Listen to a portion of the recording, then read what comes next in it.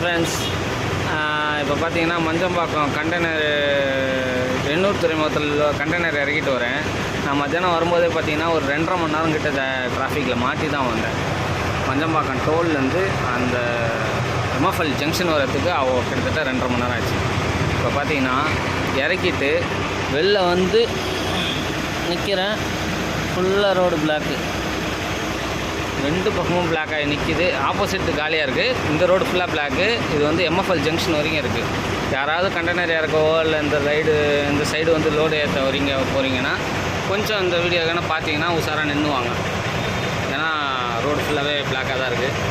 வந்தீங்கன்னா டிராஃபிக்கில் மாட்டிப்பீங்க, நாங்கள் மாட்டின மாதிரி. ஏன்னா நான் கண்டெய்னர் இறக்கி 3 மணி நேரமாக மாட்டின்னு இருக்கிறேன். இன்னும் எம்எஃப்எல் போன மாதிரி இல்லை. அதனால் பார்த்து அதுக்கேற்ற மாதிரி வாங்க.